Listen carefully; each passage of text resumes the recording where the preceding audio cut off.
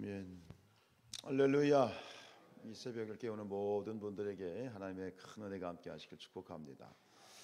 오늘 이 10장에서는 앞에서 이제 계속되었던 다윗의 정복 전쟁의 이제 마지막 기사인데, 앞에서 이제 오늘 18장을 봤는데 20장을 봤는데 18장에서 이제 우리가 봤던 것처럼 다윗이 주변에 있는 대부분의 나라를 다 정복을 했죠. 그런데 한 나라가 빠졌다고 제가 말씀을 드렸어요. 혹시 기억나세요? 암몬이라는 나라입니다. 암몬. 그런데 어제 우리가 전사님 얘기했죠. 지금 이 암몬이라는 나라의 왕이 나하스란 왕이 있었는데, 그 나하스란 왕이 죽고 하눈이란 아들이 왕이 됐지요.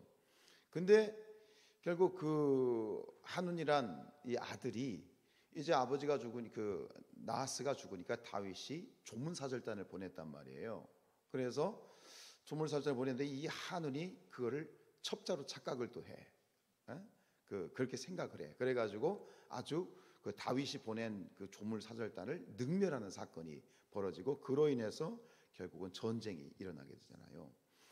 지금 이 다윗의 정복 전쟁 가운데 오늘 어제 19장에서도 그랬고요, 오늘 20장에서 그렇고, 이 정복 전쟁의 마지막이 무엇으로 끝나냐면 암논이라는 나라에 대한 정복으로 끝나는데, 원래는 다윗은 암논이라는 나라를 공격할 마음이 없었어요. 그 아버지 지금 암논의 나하스란 왕이 있을 때는 다윗과 이 이스라엘과 화친했잖아요. 서로 잘 지냈잖아요.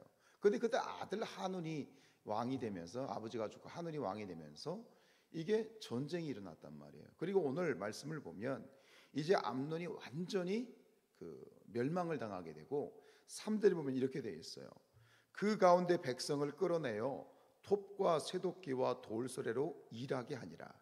그리고 보세요, 다윗이 암몬 자손의 모든 성읍을 이같이 하고 다윗이 모든 백성과 함께 예루살렘으로 돌아오니라 그랬어요. 그러니까 결국은 암몬이라는 나라가 완전히 이 이스라엘의 노예로 전락을 해버렸는데, 지금 이 애당초 다윗은 암몬을 공격할 마음이 없었어요. 근데 이것이 그냥 그런 것이 아니라 이것이 하나님의 뜻이었어요.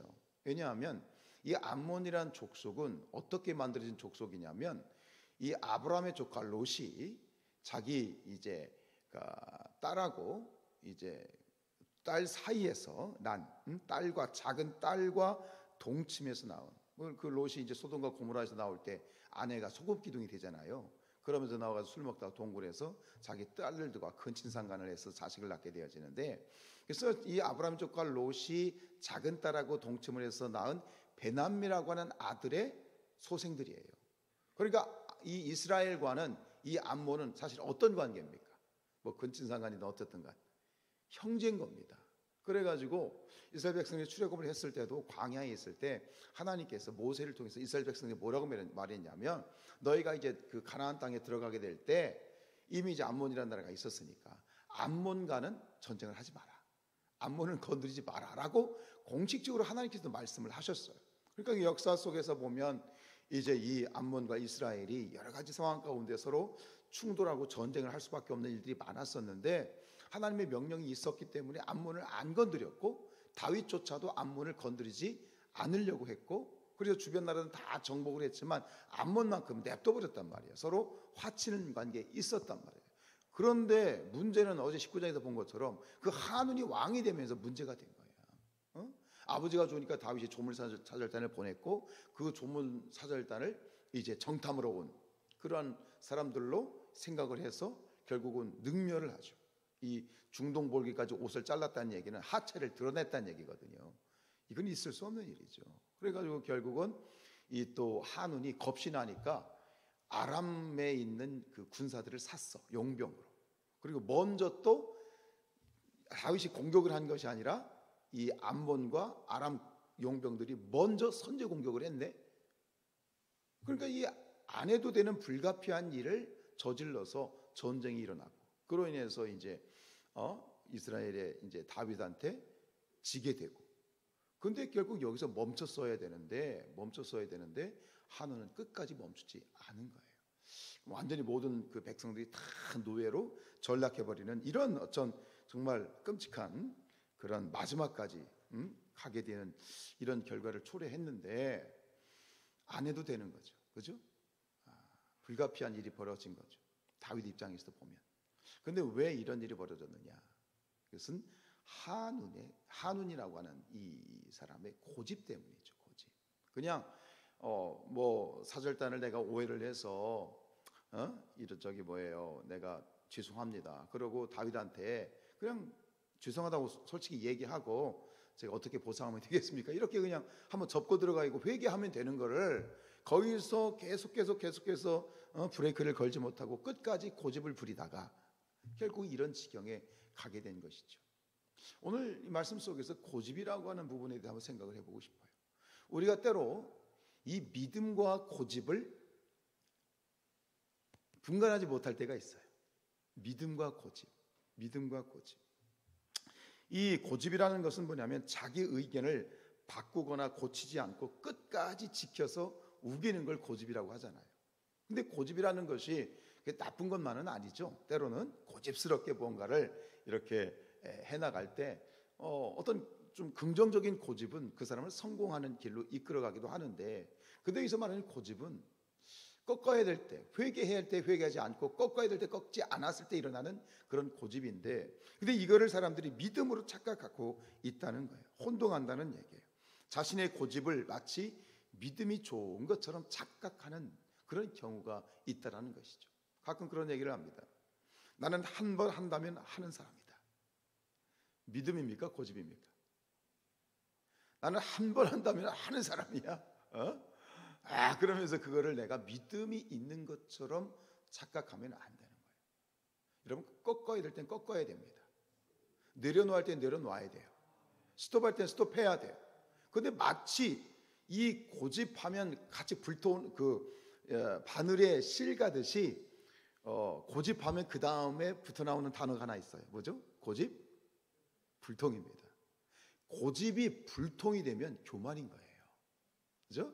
고집이 불통이 되면 그 죄가 되는 거예요. 한다면 나는 한 번 한다면 끝까지 하는 사람이야. 좋아요. 좋은 일이든 선한 일이든 거룩한 일에는 그 고집이 거룩한 일이 되겠지만 그 고집이 불통이 되면 죄가 되고 교만이 되는 거예요. 착각하고 있는 것이죠. 오늘 이 한운이라고 하는 이 암몬 족속을 그냥 이스라엘과 화친하면서 좋게 번영하면서 살 수 있었는데 결국 이 암몬이라는 나라가 완전히 그냥 이 이스라엘의 노예로 전락하던 이 지경까지 가게 됐던 것은 한운이라고 하는 한 사람의 고집 때문인 거예요. 여러분, 하나님 앞에서 우리가 꺾어야 될 땐 꺾어야 돼. 하나님의 뜻이 아닐 때는 기꺼이 꺾을 수 있어야 되는 거예요. 이 솔로몬이라고 하는 이 왕이 이제 1000번제를 드렸을 때 이제 하나님께서 나타나셨죠. 그리고 네 소원이 뭐냐라고 했을 때 이 솔로몬이 구했던 게 뭡니까? 우린 지혜라고 생각하죠. 근데 그건 결론이에요. 솔로몬이 기도했던 그 기도의 내용은 이렇게 시작이 돼요. 하나님, 나에게 듣는 마음을 주십시오. 이게 기도 제목이었어요. 듣는 마음. 결국 하나님께서는 그 지혜를 주셨죠. 듣는 마음을 주십시오. 듣는 마음이 뭐예요? 지혜예요. 고집은 귀를 닫는 거예요. 왜? 아무리 누가 얘기해도 안 듣는 거야. 불통이야. 그게 고집이야. 근데 솔로몬은 뭐예요? 듣는 마음, 열린 마음, 소통하는 마음을 주십시오. 우리가 때로 믿음 생활하면서 신앙생활하면서 목사도 마찬가지고 성도들 마찬가지인데 우리가 믿음 하면서 결국은 내 의견과 내 생각이 진리인 것처럼 관철하는 경우가 있어요. 그건 믿음이 아니에요. 우스갯소리지만 어떤 교회가 이 성전을 건축하는데 강대상을 이제 꾸미는데 요즘에 이렇게 뭐 좋은 재료도 있습니다만 색깔을 놓고 싸웠대잖아. 강대상은 빨간색이어야 된다. 어떤 강대상은 초록색이어야 된다. 그래가지고 교회가 쪼개졌대잖아 실제로. 아니 강대상이 빨간색이면 어떻고 초록색이면 어때? 나무 색깔이면 어떻고.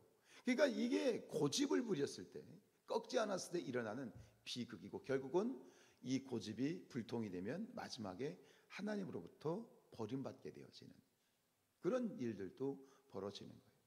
여러분들의 믿음은 혹시 고집은 아닌가? 내 믿음은 혹시 고집은 아닌가? 한번 돌이켜볼 수 있었으면 좋겠습니다. 우리가 스스로 직분 때문에 속아서는 안 돼요. 목사고 장로고 권사라고 해도 그것이 우리의 직분에 속으면 안 돼요. 직분이 나를 거룩하게 만들어주는 것처럼, 내가 목사이기 때문에 엄청 거룩하고, 내가 목사이기 때문에 내가 말하는 게 모든 게 진리인 것처럼 그렇게 착각하면 절대 대우가 안 돼요. 내가 장로니까, 내가 권사니까 절대 아닌 거예요. 하나님 앞에 다 우리는 연약한 인간일 뿐이에요. 아멘이시죠? 그래요. 여러분, 꺾어야 될 일 있으면 꺾어야 돼요. 회개할 일 있으면 회개해야 되고요. 그게 열린 마음이에요. 그게 안 되면 믿음이라고 착각하면 그게 불통이 되고 교만이 되고 결국 하나님으로부터 외면을 당하게 되는 것이죠. 사울도 그랬고 그랬지 않습니까? 로마서 2장 5절에 보면 이런 말씀이 있어요. 다만 내 고집과 회개하지 아니한 마음을 따라 진노의 날 곧 하나님의 의로우신 심판이 나타나는 그날에 이 말 진노를 내게 쌓는도다. 고집을 꺾지 않으면, 고집이 불통이 되면 하나님의 진노가 쌓인다. 우리의 마음이, 저와 여러분들 우리 모든 마음이 열린 마음 되길 축복합니다. 듣는 귀가, 듣는 마음이 있기를 축복합니다. 하나님 앞에 우리는 모두 그저 구원받은 죄인일 뿐이잖아요.